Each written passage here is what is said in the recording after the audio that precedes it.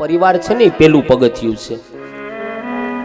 ઘણા કહેતા હોય કે હું ભગવાનને બહુ પ્રેમ કરું, ભગવાનની બહુ ભક્તિ કરું. સાચી વાત છે, પણ તું પેલા તારા પિતાને પ્રેમ કર, પેલા તું તારી પત્નીને પ્રેમ કર, પેલા તું તારા બાળકોને પ્રેમ કર, પછી તું ભગવાન સુધી જજે. કારણ કે ભગવાનની મૂર્તિમાં તો આપણે માણસોએ પ્રાણ પૂર્યા છે. મંત્રોચ્ચાર કરી, બ્રાહ્મણોની પાસે વિધિ કરાવી, ભગવાનની મૂર્તિમાં આપણે પ્રાણ પૂર્યા છે. પણ આ માનવ રૂપી જે મૂર્તિ છે ને, એમાં તો ખુદ ભગવાને પ્રાણ પૂર્યા છે. તો એને આપણે ન સમજી શકીએ અને મંદિરમાં રહેલી પથ્થરની મૂર્તિ એની આપણે પૂજા કરીએ, સેવા અર્ચના કરીએ, અને ઘરમાં રહેલી ભગવાનની જે બનાવેલી આ માણસ રૂપી મૂર્તિ છે એના આપણે હૃદય દુભવીએ તો ભગવાનની પૂજાનો કેમ સ્વીકાર કરે? ભગવાનની 56 ભોગ કેમ સ્વીકારે? શરૂઆત પરિવારથી કરીએ. આપણે ક્યારેક બેઠા હોય શાંતિથી વિચારવું કે મારા ઘરમાં મારો એવો તો વ્યવહાર નથી ને.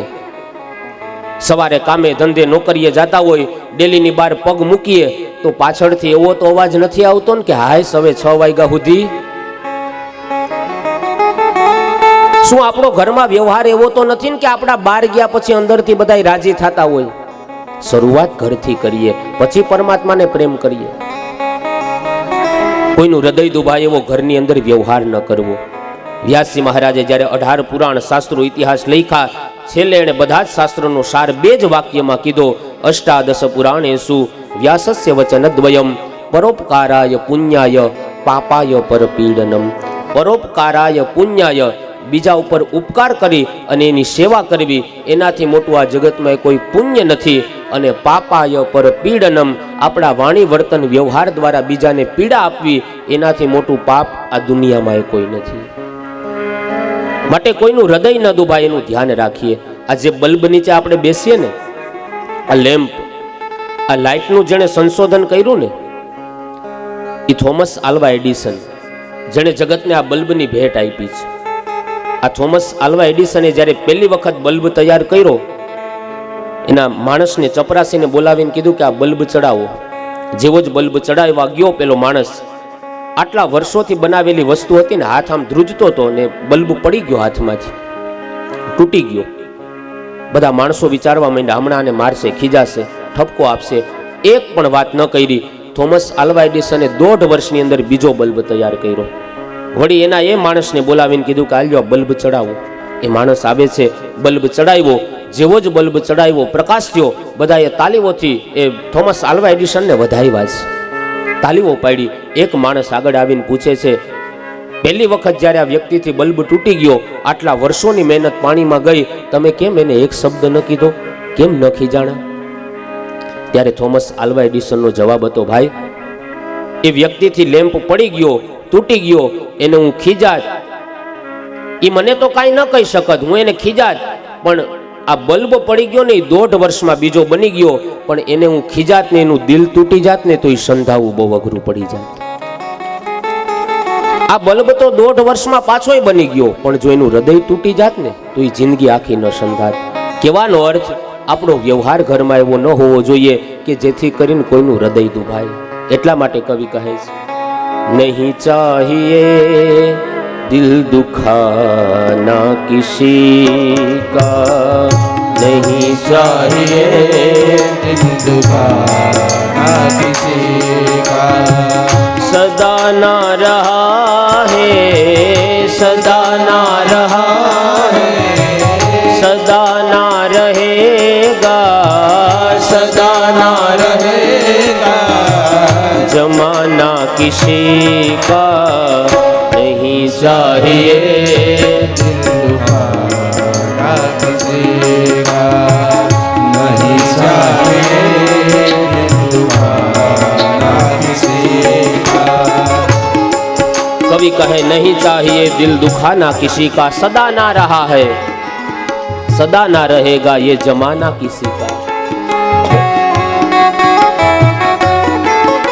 ओ आएगा बुलावा तो जाना पड़ेगा, आएगा बुलावा तो जाना पड़ेगा, आएगा बुलावा तो जाना पड़ेगा, आएगा बुलावा तो जाना पड़ेगा, सर तुझको आखिर झुकाना पड़ेगा, सर तुझको आखिर झुकाना पड़ेगा, वहाँ ना चलेगा, वहाँ ना चलेगा, वहाँ ना चलेगा, वहाँ ना चलेगा, बहाना किसी का नहीं चाहिए, दुखाना किसी का नहीं चाहिए, दिल दुखाना किसी का।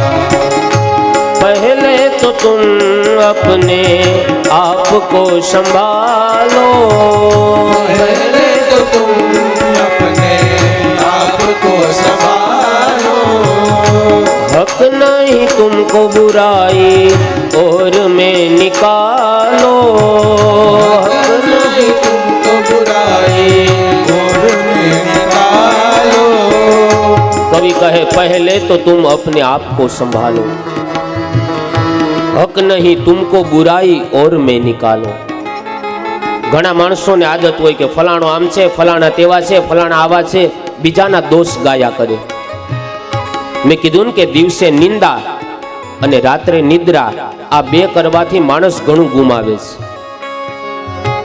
આદત હોય કે ફલાણા આમ છે, ફલાણા તેમ છે, બીજાની બુરાઈઓ ગાય, પણ ક્યારેય પોતાની અંદર નજર ન કરે. कहवाई ने बहुत गिनते हो दूसरों के गुण और दोष, कभी अपने अंदर तो देखो उड़ जाएंगे होश. क्यारेक आपणे आपणी अंदर पण नजर करवी कि आपणे केटला आपणी अंदर क्यो एवो सारो गुण छे कि जे जगतने उपयोगी आवे छे. कोईनी सामे आपणे आम आंगળી ચીંધીએ ने तो 3 આંગળી છે ને આપણી સામે આવતી હોય. કોઈને આપણે એક ગણો ખરાબ કહીએ ને તો આ હાથ એમ કહે છે કે તું 3 ગણો ખરાબ થાશ. બીજાના ગુણ દોષ જોઈએ. મેં અગાઉ કીધું કે કોઈ વ્યક્તિ આપણને ગાળ દે, એ ગાળ નથી દેતો, એનો પરિચય આપે છે કે હું આવો છું. એમ કોઈ વ્યક્તિ આપણને ખરાબી કે આપણને ખરાબ નહીં, એ એના ખુદનો પરિચય દે છે. बुरा देखन में गयो बुरा मिला नहीं कोई, जब घट भीतर देखियो तो मुझसे बुरा नहीं कोई. हो पहले तो तुम अपने आप को संभालो, पहले तो तुम अपने आप को संभालो, हक नहीं तुमको बुराई और में निकालो, हक नहीं तुमको बुराई और में निकालो. बुरा है बुरा जग में, बुरा है बुरा जग में, बुरा है बुरा जग में, बुरा है बुरा जग में, बताना किसी को नहीं चाहिए, दुखाना किसी का नहीं चाहिए, दिल दुखाना किसी का नहीं चाहिए, दिल दुखाना. किसी. पहले तो तुम अपने आप को संभालो, हक नहीं तुमको बुराई और में निकालो. બીજાના અવગુણ જોતા પહેલા આપણી અંદર કવિ કહે છે નજર કરવી જોઈએ. ઘણીવાર માવતરો એવી સલાહ દીકરીઓને આપતા હોય, બેટા આમ ન કરાય, આમ ટી શર્ટ ન પહેરાય, જીન્સ ન પહેરાય. જો સમય છે, સમય પ્રમાણે હાલવું પડશે. આજે પણ એવા ધનાઢ્ય વિસ્તારની અંદર એવી વહુ જોઈ છે કે જે જીન્સ ટી શર્ટ પહેરી અને સાસુની સેવા કરે છે. હા, દીકરીઓને આપણે એમ કહીએ કે આમ ન પહેરાય, ક્યારેક દીકરાને કહેવાય બેટા કોઈની બેન દીકરી ઉપર ખરાબ દ્રષ્ટિથી નજર ન કરતો. વાક એ માત્ર વસ્ત્રનો નથી, વાક તો માણસની નજરનો છે. નહીતર દ્રૌપદીના વસ્ત્રો ક્યાં ટૂંકા હતા. સમય છે, પરિવર્તન થશે. પહેલાના સમયમાં ગાડામાં જાન જાતી, અત્યારે ટેકનોલોજી યુગ આવ્યો છે, 4 વ્હીલો લઈને જાય છે. તો યુગ છે, સમય છે, અને સમય પ્રમાણે દરેકની અંદર પરિવર્તન આવશે. સમય પ્રમાણે વ્યક્તિએ હાલવું પડશે, પણ હાવ હાલી નો નીકળવું. આ દેશની દીકરીએ એટલા ટૂંકા વસ્ત્ર ન પહેરવા કે કોઈની દ્રષ્ટિ કુદ્રષ્ટિ બને અને કોઈનો વિચાર વિકૃત બને. એટલા ટૂંકા વસ્ત્ર તો ન પહેરવા જોઈએ. નહીતર હા, જીન્સમાં રહેનારી દીકરીઓ વહુ એ પણ સાસુ સસરાની સેવા કરે છે. પહેલા ઘર ગલી અને ગામને સાફ રાખ, પછી દેશની કરજે. એ જીન્સ પહેરે કે ટી શર્ટ, તું તારી નજર સાફ રાખ. વાક માણસની નજરનો હોય છે. આ બાજુ કહે છે, તું અભાગણી સ્ત્રીના ઉદરથી પેદા જન્મ થયો છે તારો. તારે જો પિતાની ગોદમાં બેસવું હોય ને તો ભગવાનને મેળવ. મારા ઉદરથી તને જન્મ મળે ને એવા આશીર્વાદ મેળવી લે. સુરુચિના કડવા વેણથી રૂંધાયેલો બાળક ધ્રુવ દોડતો દોડતો માં સુનીતિ પાસે આવીને કહે છે, માં, મારી ઓરમાન માં તો મારા આવા તિરસ્કાર કરે છે. હું શું પિતાનું સંતાન નથી? મને એમ કે છે કે તું ભગવાનને મેળવ. સુનીતિ સારા સંસ્કાર આપે છે, બેટા સાચી વાત છે. તારી ઓરમાન માં છે અને આજ્ઞામ ગુરુનામ અવિચારણીયામ. બેટા, વડીલોની ગુરુજનોની આજ્ઞાનું વગર વિચારે દીકરા પાલન કરવું જોઈએ. એમાં આપણું કંઈક કલ્યાણ છુપાયેલું હોય છે. અરે માં, શું કહે છો? હા, તારી ઓરમાન માં તને વનમાં જવાનું કહે છે ને, તપ કરવાનું કહે છે ને, જા દીકરા, તું વનની અંદર જા, ભગવાનને મેળવી લે. તને ભગવાન અને આ બે હાથવાળા તારા સામાન્ય પિતા પાસે શું ભીખ માગે છો? માગવી હોય તો જગત પિતા પાસે ભીખ માગને. બે હાથ આ દેવા વાળો તને શું આપી દેશે? લૂંટવા વાળા તો લૂંટી લેશે, એના તો દીકરા બે જ હાથ છે, પણ દેવા વાળો દ્વારિકાનો નાથ છે, એના તો 1000 હાથ છે. તારે માગવું હોય તો તું પરમ પિતા પાસે માગ. આ સામાન્ય પિતા પાસે શું માગે છે? જ્યારે માગવું હોય તો ભગવાન પાસે માગીએ. લૌકિક જગત પાસે કાંઈ ન માગવું. અને ક્યારેક અનુભવ કરજો, કોઈ પાસે 5000 રૂપિયા માગજો, આપશે તો નહીં, ઉલટાનો 2 જણાને કહે. આપણે માગવા જાય એટલે તરત કે કાલ જ મગનભાઈને આપી દીધા, અને પછી છગનભાઈ જઈને કહે. એ તારા સારા, એ સાચા પિતા છે બેટા. તારી ગતિ અંતે ત્યાં છે. આ બાજુ ધ્રુવજીને આશીર્વાદ આપી અને વનની અંદર મોકલે છે. માં સુનીતિ સંસ્કાર આપે છે, બેટા, રસ્તામાં કોઈ સામે સંત મળે, સાધુ મળે તો ચરણમાં વંદન કરજે. ધ્રુવજી મહારાજ માના આશીર્વાદ લઈ આગળ જાય છે. વન તરફ જવાના માર્ગે ગયા, રસ્તામાં એને દેવર્ષિ નારદ મળે છે. જેવા જ દેવર્ષિ નારદ મળ્યા એ સમયે મસ્તક ઝુકાવીને પ્રણામ કરે છે.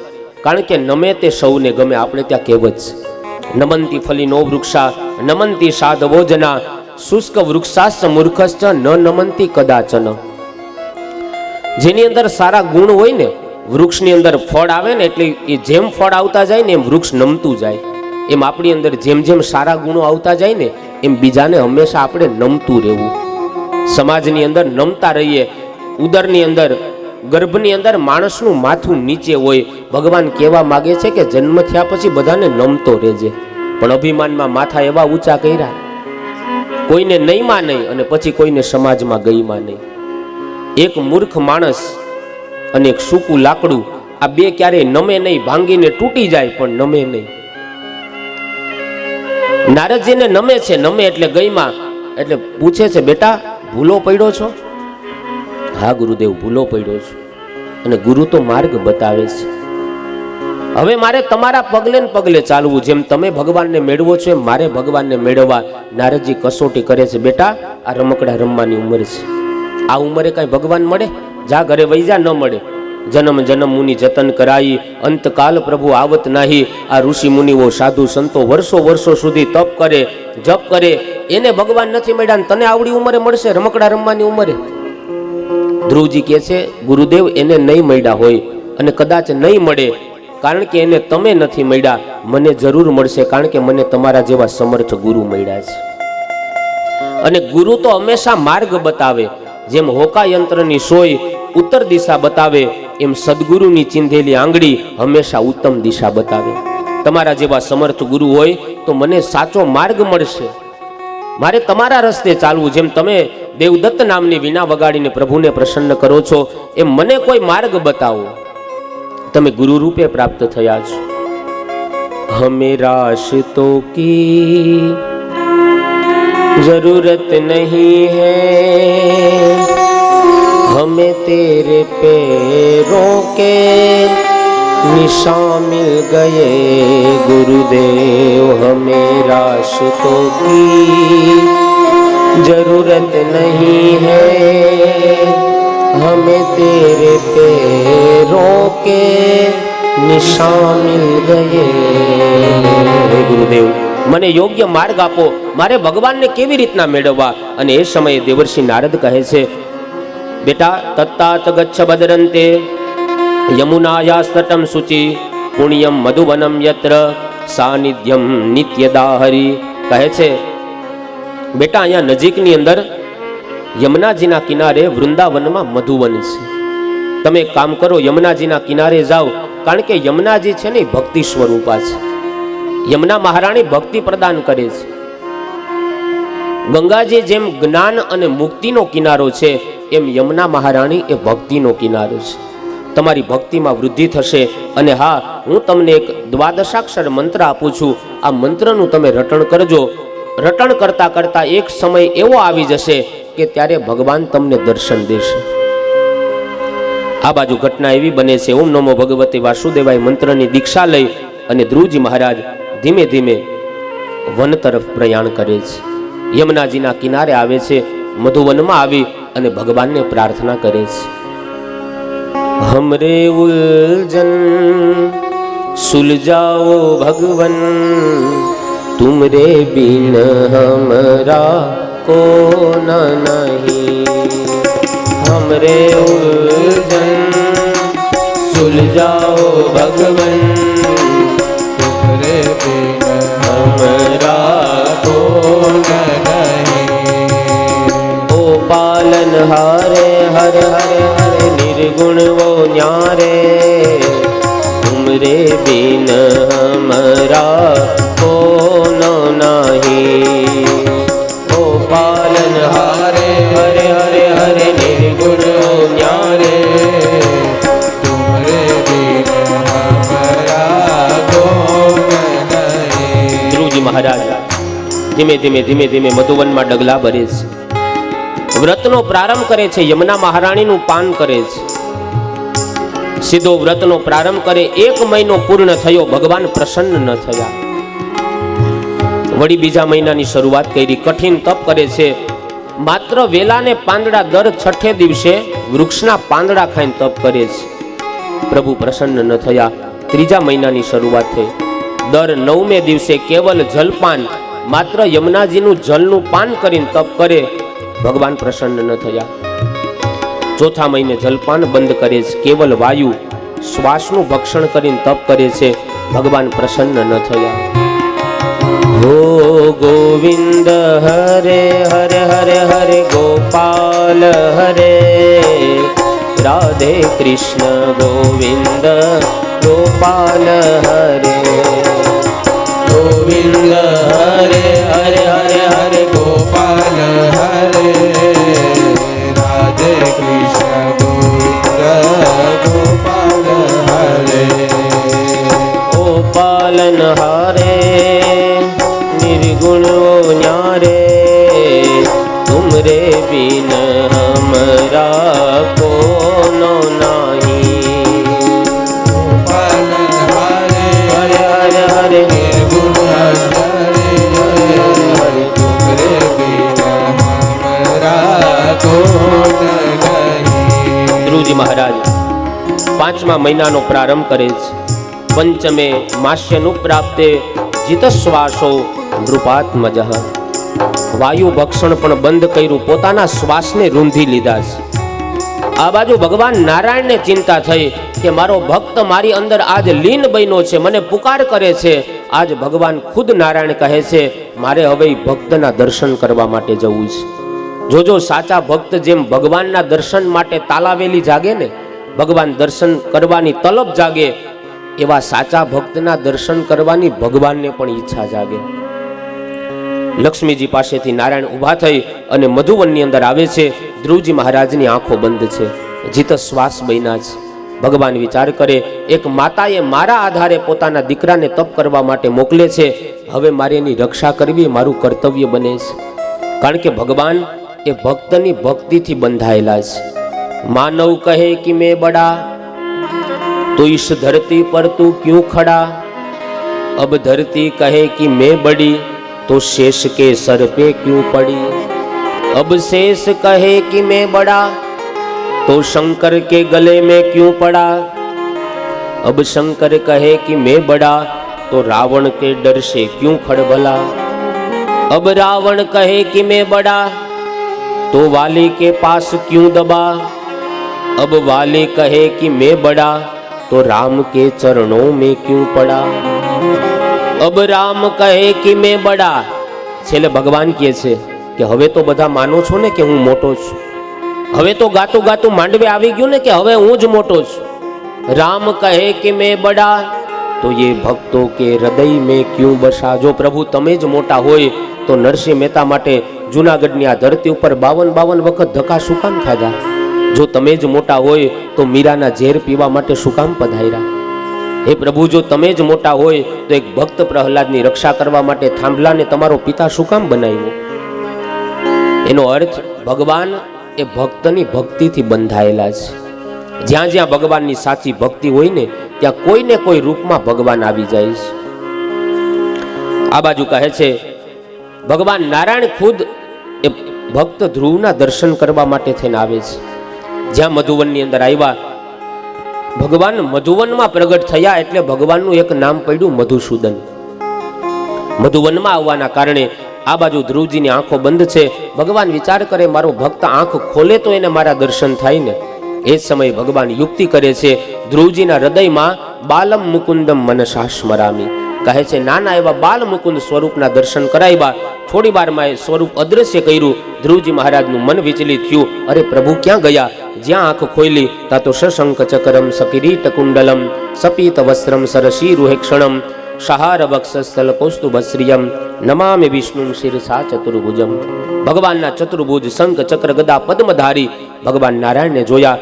લાકડી પડે એમ ધ્રુવજી મહારાજ ભગવાનના ચરણમાં પડી ગયા છે, સ્તુતિ કરે છે।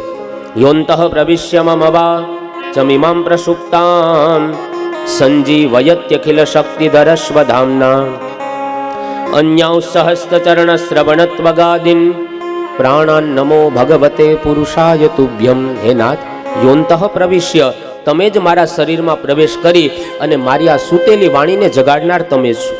વરદ હસ્તમાં પકડેલો શંખ ભગવાન એના કપોલ ઉપર સ્પર્શ કરે છે, અદ્ભુત સ્તુતિ કરે છે। ધ્રુવજીએ સ્તુતિ કરી, સ્તુતિથી ભગવાન પ્રસન્ન થયા છે। વિચાર તો કરો, નાનું એવું 5 વર્ષનું બાળક શું સ્તુતિ કરે, પણ ભગવાનને કોઈ ભાષાના બંધનો લાગુ નથી પડતા। કોઈ પણ ભાષામાં તમે સ્તુતિ કરી શકો। આપણને સંસ્કૃત શ્લોક વેદ મંત્ર ન આવડતા હોય તો એવું નહીં વિચારવાનું કે ભાઈ આપણી સ્તુતિ ભગવાન સાંભળતા હશે કે નહીં સાંભળતા હોય। ગજેન્દ્ર નામનો હાથી, એને હજી ભગવાન હરિને પુકાર કર્યા। હરિ એટલા શબ્દ બોલવામાં હજી ખાલી હ બોલ્યા ને તા ભગવાન આવી ગયા, રી બોલવાનો તો બાકી હતો। વિચારો, એ ગજેન્દ્ર કઈ યુનિવર્સિટીમાં ભણવા ગયો હશે। આયે આધે નામ સુનેરી મેને નિર્બલ કે બલરામ। સાચા ભાવથી તમે કોઈ પણ ભાષામાં 5 વર્ષનું બાળક દરરોજ મંદિરે જાય, ભગવાનની સામે હાથ જોડે, કાંઈ હોઠ પપડાવે અને જતું રહે। થોડો સમય આવું ચાલ્યું એટલે પૂજારીને જિજ્ઞાસા થઈ, અરે આ નાનું એવું 5 વર્ષનું બાળક શું સ્તુતિ કરે ભગવાનની। પૂજારી પૂછે છે, બેટા દરરોજ મંદિરે આવે છો, શું મંત્ર બોલે છો, શું શ્લોક બોલે છો। ના બાપજી, કાંઈ મંત્ર કાંઈ શ્લોક નથી આવડતા, મારા શિક્ષકે મને કલમખડીયો શીખવાડ્યો છે। દરરોજ આવી ભગવાનની સામે કલમખડીયો બોલી જાઉં છું, ભગવાનને એમાંથી જે પ્રાર્થના સ્તુતિ બનાવી હશે ને બનાવી લેશે। જિજ્ઞાસુ, કંઈક જ્ઞાન મેળવવાની વૃત્તિથી પ્રભુના શરણે જાય એને જિજ્ઞાસુ ભક્ત કહેવાય। પૈસા અર્થાર્થી, અર્થની કામનાથી ભગવાનની ભક્તિ કરે, કહે છે અર્થાર્થી ભક્ત છે। અને જ્ઞાની, જે જ્ઞાનવાન હોય અને જ્ઞાન દ્વારા પ્રભુને રીઝવે, આ જ્ઞાની ભક્ત છે। અહીંયા ધ્રુવજી મહારાજની અર્થાર્થી ભક્ત તરીકેની ગણના થાય, કારણ કે કંઈક મેળવવા માટે પ્રભુની ભક્તિ કરે છે। ભગવાનની ઈચ્છાથી ધ્રુવજી મહારાજ રાજા બને છે અને એ સમયે પોતાના ઘરે આવે છે। ઘરે આવી પોતાની ઓરમાન માને પગે લાગીને કહે છે, માં તે મને ધક્કો ન માર્યો હોત ને તો મને ભગવાન ન મળત। વિચાર કરો કેટલું પોઝિટિવ લઈ લીધું।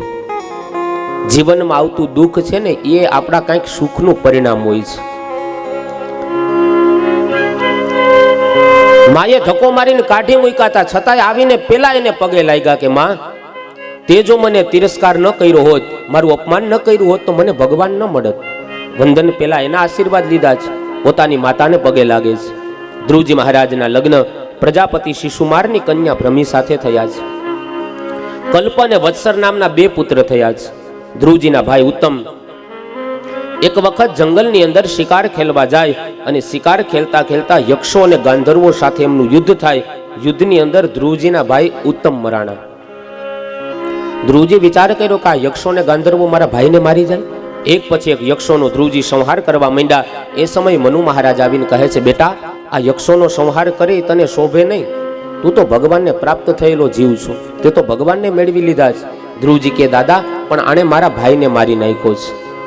વળી મનુ મહારાજ સમજાવે, બેટા ગીતાજીમાં કીધું છે કોઈ કોઈને કોઈ મારતું નથી, કોઈ કોઈને કોઈ જીવાડતું નથી. તારા ભાઈનું આયુષ્ય પૂર્ણ થયું ને, આ યક્ષો એની અંદર માત્ર નિમિત્ત બન્યા છે.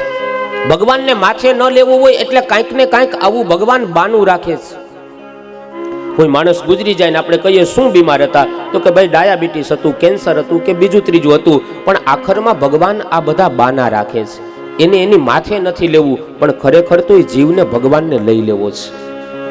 પણ કાંઈક ને કાંઈક કોઈ વસ્તુનું ભગવાન નિમિત્ત બનાવે છે. બેટા તારા ભાઈનું તો મૃત્યુ નક્કી હતું, યક્ષો એમાં નિમિત્ત બન્યા છે. તારા ભાઈનું પ્રારબ્ધ પૂરું થયું હશે, તું આવો સંહાર ન કર. અને એ સમય યક્ષોની સાથે મિત્રતા કરી વિજયોત્સવ મનાવે છે. 36,000 વર્ષ સુધી રાજગાદી સંભાળી છે. ત્યારબાદ પોતાના પુત્ર વિજિતાશ્વને રાજગાદી ઉપર બેસાડી ધ્રુવજી મહારાજ એક સમય મુક્તિ મેળવવા માટે ગંગાના કિનારે ગયા છે. ધ્રુવજી મહારાજને જ્યારે ભક્તિ કરવી હતી ત્યારે યમુનાજીના કિનારે આવે છે. કારણ કે યમુનાષ્ટકમ કહે છે, નમોસ્તુ યમુને સદા તવ ચરિત્રમત્યદ્ભુતમ ન જાતુ યમયાતના ભવતિ તે પયઃ પાનત યમોપી ભગિની સુતાન કથમુહંતિ દુષ્ટાનપી પ્રિયો ભવતિ સેવનાત તવ હરે યથા ગોપિકા. માણસ યમુનાષ્ટકમના પાઠ કરવાથી છેલ્લે ફલકથન કહે છે, સ્વભાવ વિજયો ભવે વદતિ વલ્લભ શ્રી હરિ. યમુના મહારાણી છે એ ભક્તિ સ્વરૂપા છે. એમનું પાન કરવાથી જીવનમાં ભક્તિની વૃદ્ધિ થાય. એટલા માટે નાનપણમાં ભક્તિનો કિનારો એટલે કે યમુનાજીના કિનારે આવે.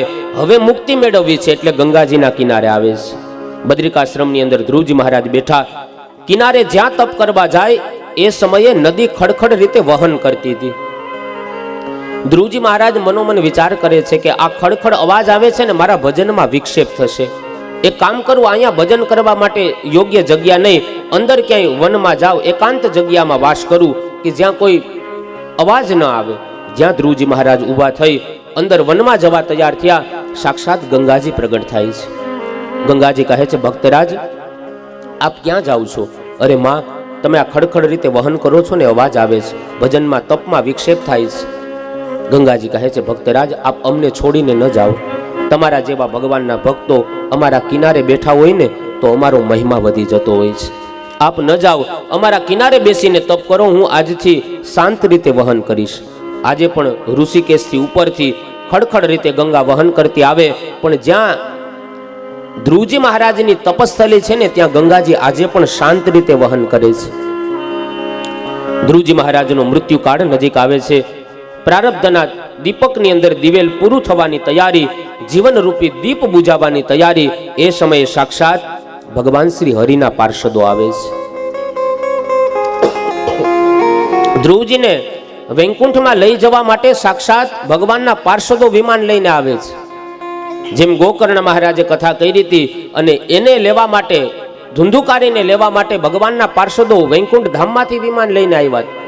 શું કામ કે ફલશ્રુતિ છે. કથાનો અંતિમ સમય, અંતિમ દિવસ હોય, ગોકર્ણ મહારાજની કથામાં વિમાન આવે છે. વિમાન જલારામ બાપાને લેવા માટે વીરપુરમાં આવ્યું છે. આપણે કથા પૂરી થાય ત્યાં બોલાવવું છે વિમાન દોલતપરામાં વૈકુંઠથી. એમાં અહીંયા ગેટે વિમાન આવીને ઊભું હોય તો શું કે પેલામાં ગોર બાપાનું ઉપાડો, જો ઊંચા બેઠા, બહુ મોટી મોટી વાતો કરતા હતા. હો જાઓ જાઓ, શરૂઆત ત્યાંથી કરો.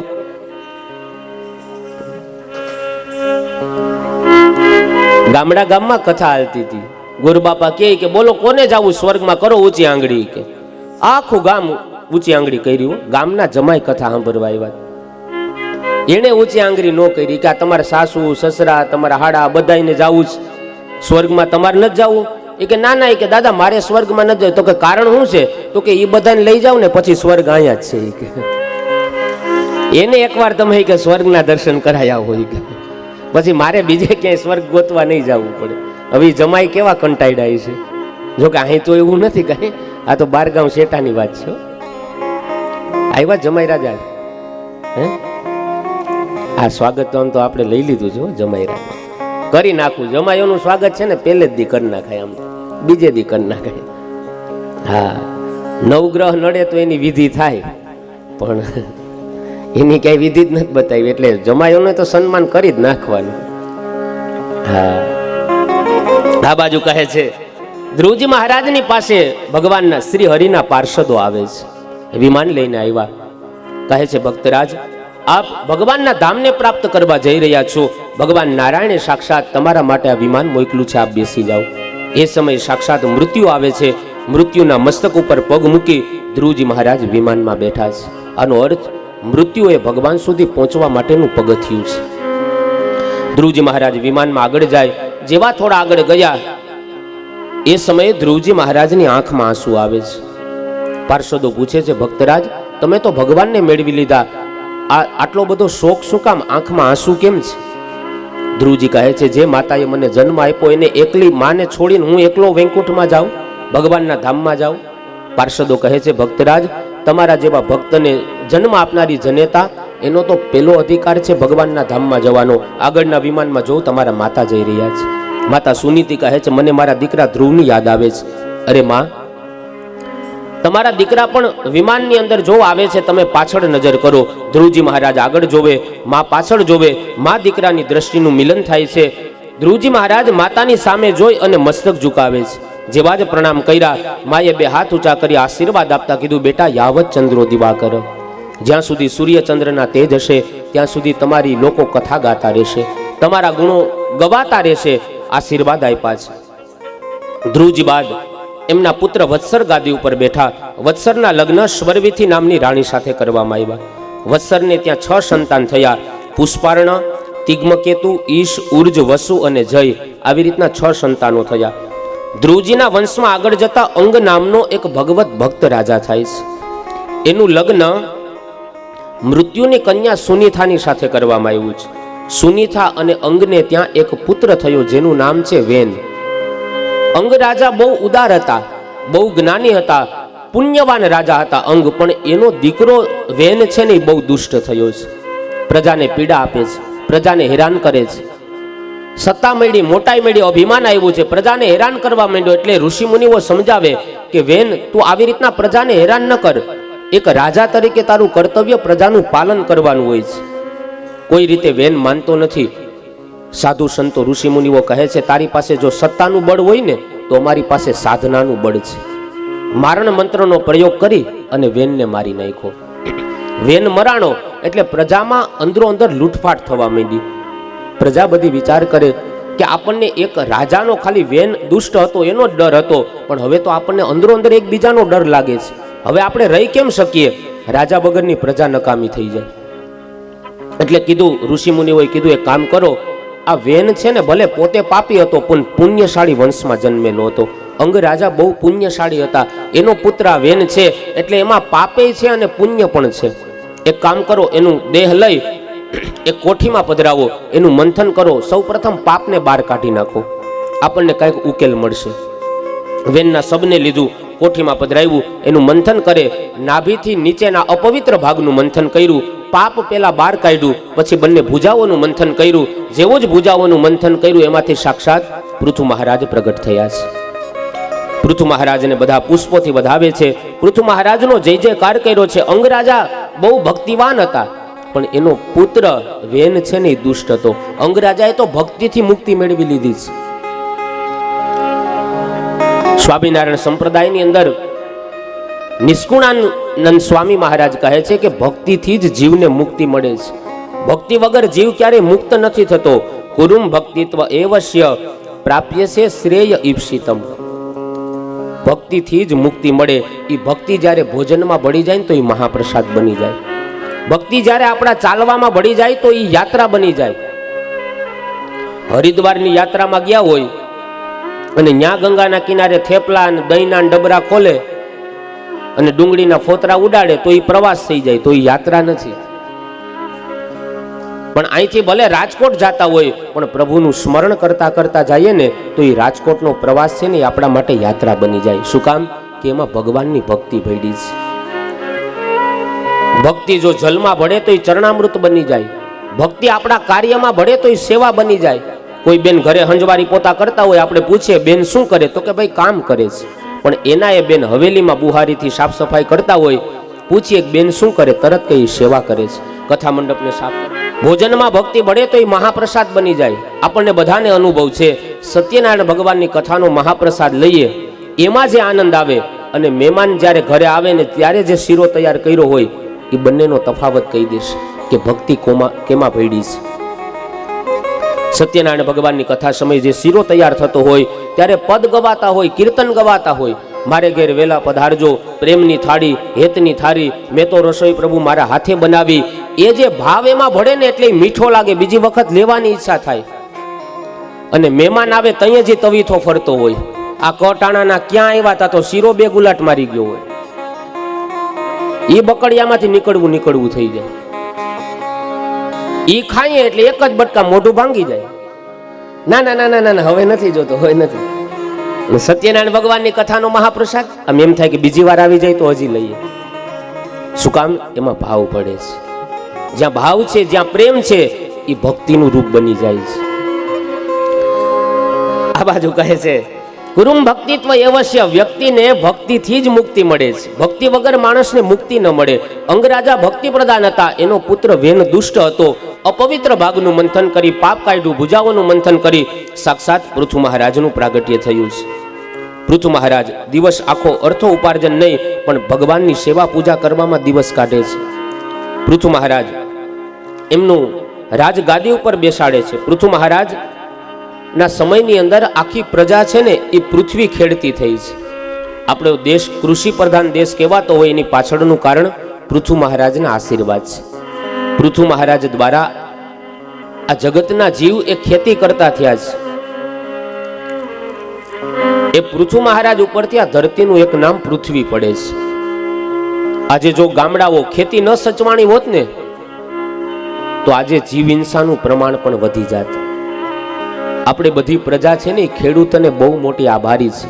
એટલા માટે ખેડૂતને જગતનો તાત કીધો છે, બાપ કીધો છે. પણ એક વાત આજે બહુ દુઃખ સાથે કહેવી પડે વ્યાસપીઠ ઉપરથી કે આ દુનિયામાં સિગરેટ ન વેચાતી હોત ને તો માણસ જીવી જાત, મરી ન જાત સિગરેટ વગર. પણ સિગરેટને વેચનારો લાખોમાં રમતો હોય.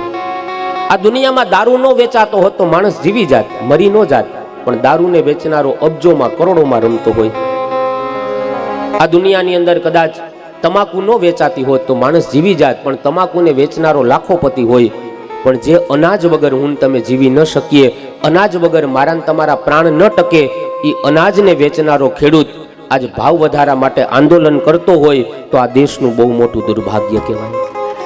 જે અનાજથી આપણા પ્રાણ ટકે છે એના માટે એને ભીખ માગવી પડે કે આના ભાવ વધારો, એના માટે આંદોલનો કરવા પડે.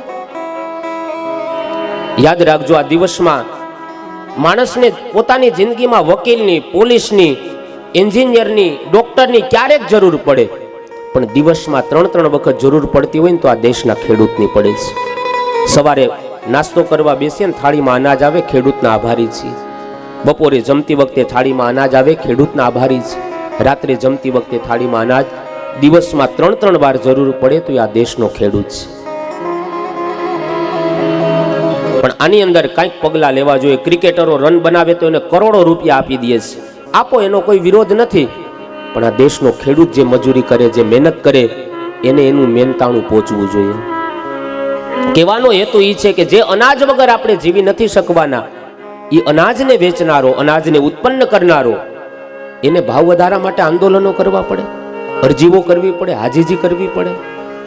ક્યાંક આપણી એકતામાં ખામી છે, ત્રુટી છે, નહીતર આ વસ્તુ ન બને. ઠીક, સૌના વિચાર, પણ આ અમુક બાબતો એવી છે કે જેના ઉપર ધ્યાન દેવાની જરૂર છે. આ બાજુ ઘટના એવી બને, પૃથુ મહારાજ દ્વારા કૃષિ સંસ્કૃતિનો પ્રારંભ થાય છે.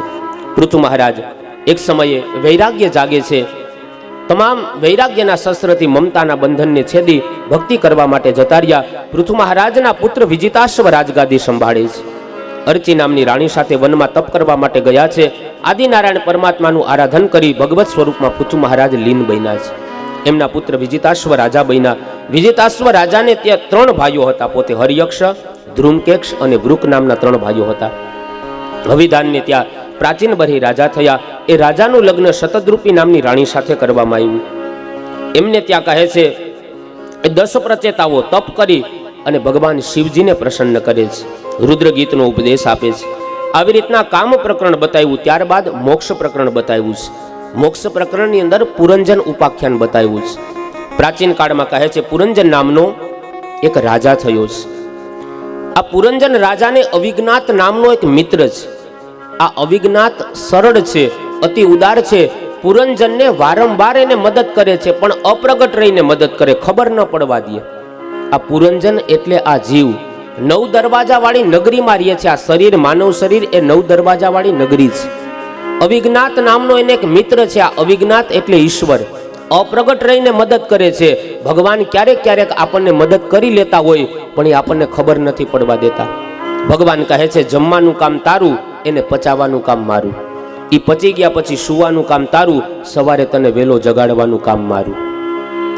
આ અવિજ્ઞાત રીતે ભગવાન આપણને મદદ કરતા હોય, પણ અપ્રગટ રહીને મદદ કરે છે. પણ જીવ એ ભગવાનને ભૂલી જાય છે. આ અવિજ્ઞાત એને એક સ્ત્રી પણ કહે છે. આ પુરંજનને એક સ્ત્રી મળે છે. એનું નામ છે સ્ત્રી, એટલે બીજું કોઈ નહીં, આ બુદ્ધિ. બુદ્ધિ હંમેશા સંકલ્પ વિકલ્પ કરે છે. આ કરાય, આ ન કરાય, ઓલું કરાય, ફલાણું કરાય, ન કરાય. આ બુદ્ધિ દ્વારા અને ભક્તિ માર્ગ ઉપર જ્યારે બુદ્ધિનો જીવ ઉપયોગ કરે એટલે એને અશાંતિ સિવાય કાંઈ ન મળે. ભક્તિના માર્ગ ઉપર ક્યારે બુદ્ધિ ન વાપરવી. બાપને દીકરો યાત્રા કરવા માટે નીકળ્યા. હવે ટ્રેનના ડબ્બામાં જગ્યા નહીં, હરિદ્વારની ટિકિટ લીધી. વિચાર કર્યો કે જગ્યા ક્યાંય છે નહીં, શું કરવું? કપટ કર્યું એને. ડબ્બામાં ચડીને રાડો પાડવા માંડ્યા. ડબ્બામાં નાગ છે, સર્પ છે, નાગ છે, સર્પ છે. આખો ડબ્બો ખાલી. બાપને દીકરો સુઈ ગયા જગ્યા રોકીને. સવારે જેવા જ ઉઠ્યા ને બહાર નીકળ્યા હતા તો એનું ઈ સ્ટેશન. કોઈને પૂછ્યું ક્યાં હરિદ્વાર નથી ગયો ડબ્બો? તો કે હરિદ્વાર જ ડબ્બો જવાનો હતો, પણ ડબ્બામાં નાગ હતો ને તે ઉપરથી સાહેબે આ ડબ્બો રદ કરી નાખ્યો છે.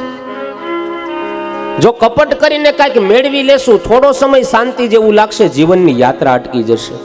આ બુદ્ધિ હંમેશા સંકલ્પ વિકલ્પ કરે છે, કામનાઓ કરે છે, અને કામના પૂરી ન થાય એટલે ક્રોધ આવે. અને ક્રોધ છે ને નરકનું દ્વાર છે. કામાત ક્રોધો વિજાયતે. જીવ બાલ્ય અવસ્થાની અંદર અને વૃદ્ધાવસ્થાની અંદર સત્કર્મો કરે. યુવાનીમાં બુદ્ધિ દ્વારા સંકલ્પ વિકલ્પો કરીને માણસ પાપ કરે છે. માણસનો એક સહજ સ્વભાવ છે કે માણસ પાપ કરે ને ત્યારે એમ વિચારે કે મને કોઈ જોતું જ નથી. માણસ જ્યારે પુણ્ય કરે ત્યારે એમ વિચારે કે મને આખી દુનિયા જોવે છે. પણ પાપ કરતી વખતે એ ભૂલી જાય છે. ચંદ્રમાં મનસો જાત ચક્ષોહો સૂરજો અજાયત. સૂર્ય અને ચંદ્ર છે ને ભગવાનની આંખો છે. ચંદ્ર છે એ ભગવાનનું મન છે, સૂર્ય ભગવાનની આંખ છે, દિશાઓ છે એ ભગવાનના કાન છે. આપણે જે કાંઈ બોલીએ છીએ ને પરમાત્મા સાંભળે છે. જે કાંઈ કરીએ છીએ ભગવાન સતત જોવે છે. આ સૂર્ય છે એ ભગવાનની આંખ છે.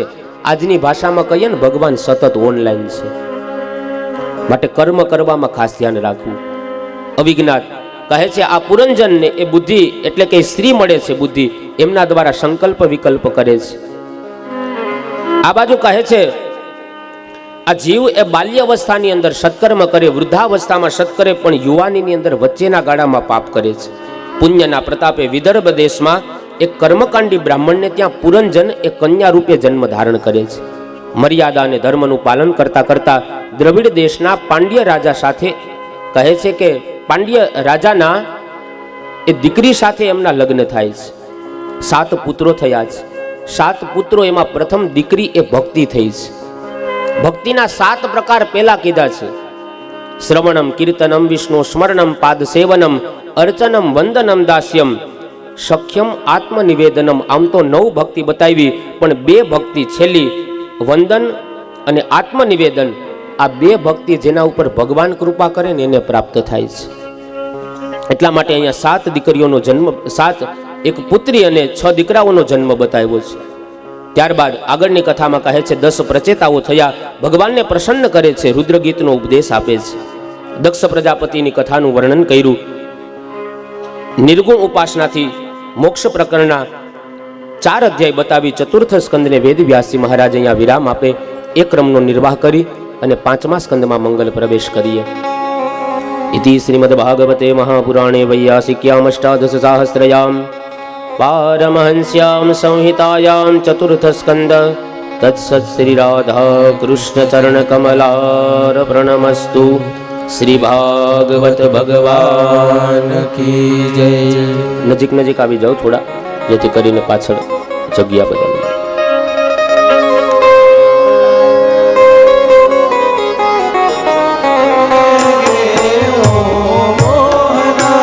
तेरे संग में रहेंगे ओ मोहना, तेरे संग में रहेंगे ओ मोहना. तुम वक्ता बनो मैं श्रोता बनूं, तुम वक्ता बनो मैं श्रोता बनो. तुम वक्ता बनो मैं श्रोता बनूं, तुम वक्ता बनो मैं मोहना भागवत में मिलेंगे ओ मोहना. ओ भागवत में मिलेंगे ओ मोहना, भागवत में मिलेंगे ओ मोहना.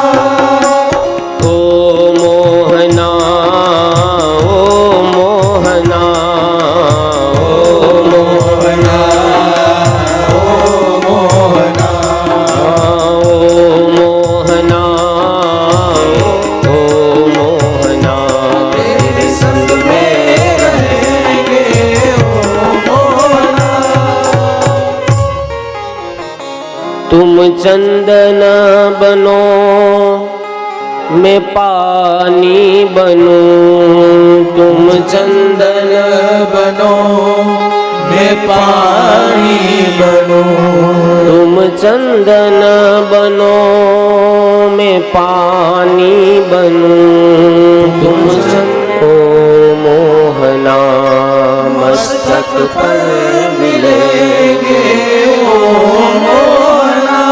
तेरे संग में रहेंगे ओ मोहना, तेरे संग में ઢોર ઘડતા તને માનવ ઘડ્યો અને ટૂંકા દીધા તને કાન, પૂછને બદલે મૂછ દીધી તોય ભૈજા નહીં ભગવાન. આ માનવ શરીર એ પ્રભુને મેળવવા માટે છે. જે વ્યક્તિ ધર્મને જાણે છે, જાનામી ધર્મનું આચરણ નથી કરતો અને જાનામી અધર્મમ નચમે નિવૃત્તિ, અધર્મને જાણતો હોવા છતાં અધર્મનો ત્યાગ નથી કરતો, આવો જીવ આ ધરતી ઉપર પૂંછડા વગરનો પશુ સમાન છે. માટે આ માનવ દેહ છે એ ભગવાનને મેળવવા માટે છે. આહાર નિદ્રા ભય મૈથુનંચ સામાન્ય મેં તત્ પશુભીર નરાણામ. સ્વાધ્યાય પરિવારમાં પૂજ્ય પાંડુરંગ દાદા ઘણી વખત વાત કરે. ક્યારેક વિડીયો કેન્દ્ર કોઈ જાવ, અહીંયા સ્વાધ્યાય પરિવાર જાય છે વિડીયો કેન્દ્ર ચાલે છે કઈ સોસાયટી સરસ વાત. એ વારંવાર પાંડુરંગ દાદા ઘણી વખત એમના પ્રવચનની અંદર વાત કરે. આહાર નિદ્રા ભય મૈથુનંચ સામાન્ય મેં તત્ પશુભીર નરાણામ ધર્મો હિ તેષામ અધિકો વિશેષ ધર્મેણ હીના પશુભી સમાન. આહાર નિદ્રા ખાવાનું કામ પશુ પક્ષી કરે, માણસ પણ કરે. નિદ્રા સુવાનું કામ પશુ પક્ષી કરે, માણસ પણ કરે. ભય પશુમાંય મૃત્યુનો ભય હોય, માણસમાંય હોય. મૈથુનમ પ્રજોત્પત્તિ પ્રજા ઉત્પન્ન કરવાનું કામ પશુ પક્ષી કરે, માણસ પણ કરે. તો માણસનું વિશેષ કર્તવ્ય શું? કહે ધર્મો હિ તેષામ અધિકો વિશેષ. માણસનું વિશેષ કોઈ કર્તવ્ય હોય તો ધર્મનું આચરણ કરવું જોઈએ, ધર્મયુક્ત જીવન જીવવું જોઈએ. એ જ ખરા અર્થની અંદર માણસ કહેવાને લાયક છે કે જે પોતાના જીવનમાં ધર્મનું આચરણ કરે. વૃષભદેવજી પોતાના સંતાનોને સમજાવે કે તમે નિત્ય ધર્મનું આચરણ કરજો. વૃષભદેવજીના 100 પુત્રો હતા, એટલો ધર્મ ઉપદેશ કર્યો ને કે એમાંથી 81 બાળકો છે ને એ કર્મકાંડી બને છે. બાકીના બીજા જે ભાઈઓ હતા એને દિશાઓનું રાજ્ય આપે છે. એમાં સૌથી મોટા પુત્ર હતા ને એનું નામ ભરત હતું. આ ભરતજી મહારાજ એ ખૂબ રાજ્ય કરે છે. આ 5મા સ્કંદની અંદર 2 પરમહંસોની કથા છે. એક જ્ઞાની પરમહંસ જે વૃષભદેવ છે અને બીજા ભક્ત પરમહંસ જે ભરતજી છે. રાજ્ય કરે છે. અનેક વર્ષો સુધી ભરતજીએ રાજ્ય કર્યું. એક સમયે રાજગાદીનો ઉંમર થઈ, સત્તા સંપત્તિનો ત્યાગ કરી અને વનની અંદર પ્રભુ ભજન કરવા માટે જાય છે. જેવા જ વનમાં પ્રભુ ભજન કરવા માટે ગયા એ સમયે એક એવી ઘટના બને છે. એક સરોવરના કિનારે એક સગર્ભા હરણી જલ પીવા માટે આવે છે. પોતાની તૃષા શાંત કરવા માટે આવી. એ સમયે સિંહની ગર્જના સંભળાણી. જ્યાં સિંહની ગર્જના સંભળાણી, હરણી ડરી ગઈ. સહજ યોની કોમળ જેવો જ કૂદકો લગાવી સામે કિનારે જવા માટે ગઈ. બાળ હરણ એ સરી પડ્યું છે, જલના પ્રવાહમાં પડ્યું. એ સમયે જલના પ્રવાહમાં તણાતું તણાતું ભરતજી મહારાજ એક જગ્યાએ સંધ્યા કરતા હતા. બાળ હરણ ત્યાં પાણીના વહેણમાં આવે છે અને જ્યાં સંધ્યા કરવા માટે આમ જલનો ખોબો ભરવા માટે ગયા એ સમયે હાથમાં બાળ હરણ આવે છે. જેવું જ પોતાના હાથમાં બાળ હરણ આવ્યું, ભરતજી મનમાં વિચાર કરે, આ બાળ હરણની માતા તો મૃત્યુ પામી છે, હવે આની મા બની અને મારે આની રક્ષા કરવાની છે, આના પિતા બની મારે આનું પોષણ કરવાનું છે.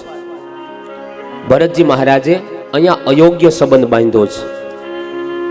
એ બાળ હરણને બચાવવું એ ભરતજીનું એક કર્તવ્ય હતું, એમાં ના નહીં, જીવને બચાવવો જોઈએ, પણ એની સાથે માતા પિતાનો જે સંબંધ ભરતજીએ જોડ્યો ને એ ખોટું કર્યું છે. જ્યારે રાજા હતા ત્યારે એક બાળ હરણ નહીં, 1000 બાળ હરણ પાડી લીધા હોત ને તો વાંધો નહોતો, પણ અત્યારે તમામ સંપત્તિ રાજગાદી છોડી અને પ્રભુ ભજન કરવા માટે વનમાં આવ્યા અને બાળ હરણમાં આસક્તિ થઈને આ સમય ખોટો છે. અમુક ઉંમર થાય ત્યારે વ્યવહાર ધર્મનો ત્યાગ કરી દેવો જોઈએ, માત્ર પ્રભુનું સ્મરણ, પ્રભુનું ભજન કરવું જોઈએ. ભરતજીએ આજ બાળ હરણમાં એની આસક્તિ થાય છે અને ગીતાજીની અંદર ભગવાન કહે, યમ યમ વાપી સ્મરણ ભાવમ ત્યજંતે ચ કલેવરમ તમ તમે વેતિ કોંતેય સદા તદ્ભાવ ભાવિતઃ. યમ યમ વાપી સ્મરણ ભાવ, માણસ જેવી ભાવના લઈ અને મૃત્યુ પામશે ને એ પછીનો જન્મ એને એવો જ મળશે. પૂજ્ય ડોંગરે બાપા કહેતા કે માણસ મરે ને તો એ બીજા જન્મે માણસ જ થાય, પછી કબૂતર થાય, ચકલી થાય, કૂતરો થાય, એ બધી વાત ખોટી છે. માણસ મરે એટલે માણસ. આંબો વાવો એટલે આંબો જ ઉગે, ત્યાં બાવળ ન થાય. બાવળ વાવો એટલે ત્યાં કેરી ન થાય, કાંટા જ ઉગે. એમ માણસ મરે ને તો માણસ થાય. પણ માણસ જો કૂતરાની જેમ જીવન જીવીને ગયો હોય, ગધેડાની જેમ જીવન જીવીને ગયો હોય તો સમજવાનું, અંતે યામતી શા ગતિ, અંતકાળે જેવી મતિ હશે ને ભગવાન એવી ગતિ કરાવશે. ઘણી વાર તમે જો ગઈઢા બુઈઢા હોય ને એની એવી ઈચ્છા હોય કે મારા દીકરાને દીકરો આવે ને તો મોઢું જોઈને જાવ, દીકરાને કંઈક ભગવાન પારણું ઝુલાવે ને તો મોઢું જોઈને જાવ, અને ઈચ્છા અધૂરી રહી જાય, મૃત્યુ આવે અને પછી સમયાંતરે દીકરાના ઘરે દીકરો આવે અને બધા જબલું દેવા આવે એટલે શું કે, જો તો ખરા ની આંખ દાદા જેવી થઈ. આંખ દાદા જેવી નહીં, દાદા જ આવ્યા છે. આનું નાક તો જો દાદીમાં જેવું, દાદીમાં જ પ્રગટ થયા છે. કારણ કે અંત સમય એની મતિ એમાં ભરાયેલી હતી અને અંતકાળે જ્યાં મતિ લાગશે ભગવાન એવી ગતિ કરાવશે. અંતે યા મતિ શા ગતિ. એક મૃગ કે સંગ સે ભરત ધૈરો મૃગ દેહ, સોચો ઉનકી કોન ગતિ જો સબસે કરત હે સ્નેહ. એક મૃગલાના બાળ હરણમાં ભરતજીની મતિ ફસાણી અને એને બીજો જન્મ બાળ હરણનો લેવો પડ્યો છે. જેટલો સંગ બાળ હરણનો કર્યો તો એટલો સંગ હરણની યોનિમાં ભોગવે છે. એ પછી એમનો દેહ છૂટે ત્યાર પછી અંગીરા નામના ગોત્રના એક બ્રાહ્મણના ઘરે 2 દીકરાઓનો જન્મ થયો. એમાં જે નાના હતા ની ભરત હતા. હવે ભરતજી મનમાં વિચાર કરે, ગયા જન્મની અંદર બાળ હરણમાં મેં આસક્તિ રાખી અને મારે બાળ હરણમાં જન્મ લેવો પડ્યો. હવે ક્યાંય આસક્તિ નથી રાખવી, કેવલ અને કેવલ પ્રભુ ભજન કરવું છે. આ બાજુ એ બ્રાહ્મણના બંને દીકરા મોટા થાય. નાના દીકરા ભરતજી હતા. બાલ્યાવસ્થાથી જ ભક્તિનો રંગ લાગ્યો છે. હવે ક્યાંય ચિત્તને લગાડતા નથી. માણસનો છેલ્લો જન્મ હોય ને એના અમુક આ નિશાન હોય કે બાલ્યાવસ્થાથી જેને ભક્તિનો રંગ લાગે સમજવાનું એનો છેલ્લો જન્મ છે. દરેકની અંદર જેને ભગવાનનો ભાવ જાગે, સિયા રામમય સબ જગ જાની, કોઈની સાથે વિરોધ ન કરે, કોઈનો અવરોધ ન કરે, સમજવાનું એનો છેલ્લો જન્મ છે. પારકી સ્ત્રીની અંદર જેને લક્ષ્મી ભાવ જાગે ને સમજવાનું એનો છેલ્લો જન્મ છે. સ્ત્રી આપણી ઉંમરની સમાન હોય તો એને બેન ગણવી, નાની હોય તો એને દીકરી માનવી, આપણાથી મોટી ઉંમરની હોય તો એને માં ગણવી. આ ભાવ જેની અંદર જાગી જાય સમજવાનું એનો છેલ્લો જન્મ છે. દરેકની અંદર એ તો નામદેવજી થઈ ગયા આપણે ત્યાં, જેને કૂતરામાં વિઠ્ઠલના દર્શન થયા છે, વિઠ્ઠલનાથને જોયા છે. ભોજન શાળામાં ભોજન કરવા માટે બેઠા, ઘટના એવી બને છે કે ઘી ચોપડવાનું ભૂલી ગયા રોટલા ઉપર. રસોડામાં ગયા, ઘીનું કડહલું લઈને જ્યાં બહાર નીકળ્યા એ કૂતરો રોટલો લઈને ભાગે છે. કૂતરો જેવો રોટલો લઈને ભાગ્યો અને આ દ્રષ્ટિ પડે છે. જેવી જ દ્રષ્ટિ પડી એ સમયે કૂતરાની પાછળ દોડે છે, એ વિઠ્ઠલ, એ વિઠ્ઠલ, ઉભા રહ્યો, ઉભા રહ્યો, હજી રોટલા ઉપર ઘી ચોપડી દઉં પછી તમે પ્રેમથી આરોગજો. વિચાર તો કરો, એ નામદેવની કેટલી ભક્તિ પરાકાષ્ઠાએ પહોંચી હશે કે કૂતરામાં એને વિઠ્ઠલનાથ દેખાણા. આપણી થાળીમાં જ લઈને ભાગ્યો હોય કૂતરો. આપણે દોડીએ ખરા, ઘી લઈને નહીં, લાકડી લઈને દોડીએ. અને નો પકડાય તો શું કહીએ, એ જાવા દ્યો ને, બિચારો જીવ છે ને ખાહે. પકડાઈ ગયો તો તારી શેરી ભૂલી જવા નતું. જેને દરેક જીવ માત્રમાં ભગવાનના દર્શન થાય, સમજવાનું કે એનો છેલ્લો જન્મ છે. ભરતજી મહારાજને બધાની અંદર ભગવાનનો ભાવ જાગે છે. એક દિવસ ભરતજીના મોટા ભાઈ એમને કહે છે કે ભાઈ તમે ખેતરે જાઓ અને ત્યાં ખેતરના પાકની રક્ષા કરજો. કોઈ પશુ પક્ષી આવે તો એને તમે ઉડાડજો, એને ભગાડજો. પણ ભરતજી ખેતરે આવીને વિચાર કરે, હાથમાં પથ્થર લઉં, કોઈ ચકલાને મારું, ચકલું મરે તો મારું કર્મ બંધાય, મારે વળી ચકલાની યોનીમાં જાવું ને. મારે હવે મારું પ્રારબ્ધ નથી બગાડવું. કોઈને મારે નહીં, ખીજાય નહીં. રામ કી ચિડિયા રામ કા ખેત, ખાવો ચિડિયા ભર ભર પેટ. ખાને વાલા રામ, ખिलाने वाला राम, भरतजी के बीच में मेरा क्या काम. एक पण कोई प्रारब्ध बगाड़ता नहीं. भरतजी कई सूचन है लेवन ब्रेक लेवन है. भरतजी महाराज मन में विचार करे, हवे मारे मारू प्रारब्ध नहीं बगाड़વું. एक समय एमना मोटा भाई खेतरे आवे छे, पाकने नुकसान थतुं जोई अने धक्को मारीने काढी मूके छे के तू तो साव जड़ जेवो छो, अहींयाथी वयो जा. नाम पड़े छे जड़ भरत. आगळ जाय छे. घटना एवी बने, भीलना राजा एवी मानता करी के मारे त्या दीकरो थाय तो नरबली चढ़ावीश. दीकरो एमने त्यां थयो. सैनिकोने कीधुं जाओ कोई सशक्त मनुष्यने लई आवो. एने सामे भरतजी मळे छे. दोरडाथी बांधी भरतजीने भीलना राजा पासे लई आव्या. मंत्रोच्चार करे. ज्यां मंत्र पूरो थाय एटले भरतजीना मस्तक उपर तलवारनो घा करवानो हतो. भरतजी महाराजने कहे छे के मस्तक झुकावो अने भरतजी मस्तक झुकाव्युं, पण मां जगदंबानी सामे, अष्टभुजाળી મૂર્તિની સામે. માં ભગવતી વિચાર કરે, મારા ભક્ત ઉપર કોઈ કષ્ટ નાખે, ભગવાન બધું જ સહન કરી લે, પણ એના ભક્ત ઉપર કોઈ ઘા કરે ને, ઘા છે ને એ રિબાઉન્સ થાય. ભગવાન સહન નથી કરી શકતા. પ્રબલ પ્રેમ કે પાલે પડકર પ્રભુ કો નિયમ બદલતે દેખા. अपना मान टले टल जाए लेकिन भक्त का मान न टलते देखा. रावणे सीताનું હરણ કર્યું ત્યારે એનો વાળ વાકો નથી થયો. બાકી સીતા એટલે ભ્રુકુટી વિલાસ સૃષ્ટિ લઈ હોય. આ જગદંબાનો અવતાર હતો. ખાલી આંખનો પલકારો કરે ને રાવણને મારી નાખે. પણ છતાંય ત્યારે એનું કાંઈ નથી થયું. પણ રાવણે જ્યારે વિભીષણને લાત મારી ને ત્યારથી એના મૃત્યુના ડંકા વાગવા માંડ્યા હતા. ભગવાન બધુંય સહન કરી લે, એના ભક્ત ઉપર કોઈ ઘા કરે ને ભગવાનથી સહન નથી થતું. જો અપરાધ ભગત કર કરહી, રામ રોષ પાવક સોજરહી. ભગવાન કહે છે હું મારા ભક્તોનો અપરાધ ક્યારેય સહન નથી કરી શકતો. આ બાજુ તલવાર ખેંચીને જ્યાં મારવા જાય મસ્તક ઝુકાવવાનું કીધું.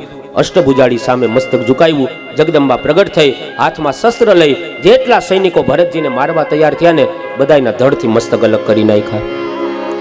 ત્યાંથી ભરતજી આગળની યાત્રા કરે છે. આગળની યાત્રામાં સિંધુ સવીર પ્રદેશનો રાજા રવગણ મળે છે.